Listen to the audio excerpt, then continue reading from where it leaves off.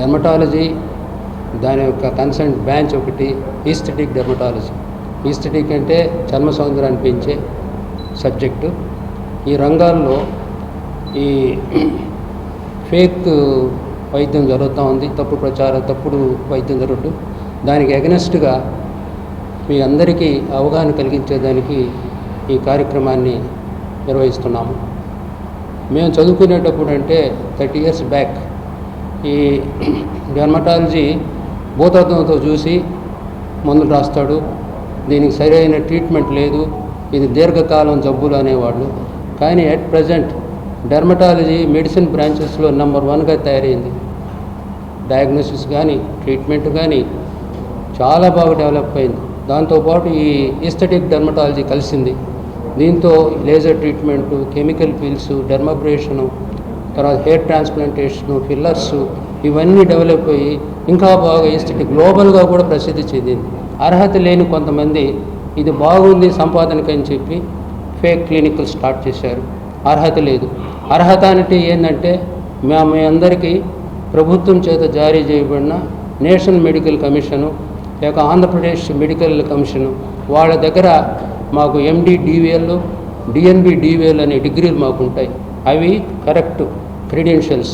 అవి లేకుండా మేము ఈ ప్రొసీజర్స్ చేస్తామని చెప్పి యాడ్ ఇవ్వటము. దానివల్ల చాలా నష్టం ఏంటంటే యాడ్ తక్షణమే మీకు 4 రోజుల్లోనే తల మీద ఎంట్రుకలు వచ్చేస్తాయి, పిగ్మెంటేషన్ తగ్గిపోతుంది. కానీ అది ప్రతి మనిషికి ఎట్లా అంటే బాధపడేవాడికి చాలా అట్రాక్ట్ అవుతాడు, వాడు ఆ క్లినిక్కి పోతాడు.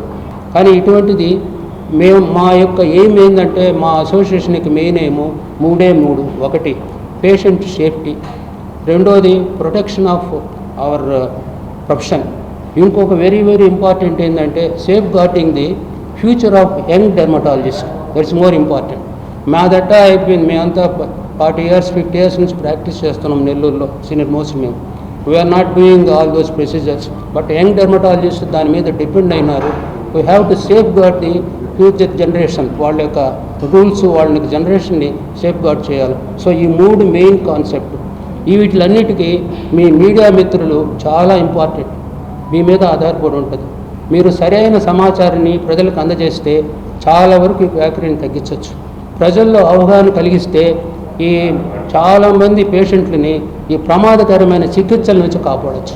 చాలామంది ఇబ్బందులు పడుతున్నారు. సార్ చెప్పినట్టు, సీతారెడ్డి చెప్పినట్టు చాలామంది పిగ్మెంటేషన్ పోతే దాన్ని రివర్స్ అవుతుంది. డబ్బులేమో తీసుకుంటారు, రివర్స్ అయిపోతుంది. మళ్ళీ తిరిగి మళ్ళీ మా దగ్గరికి వస్తున్నారు.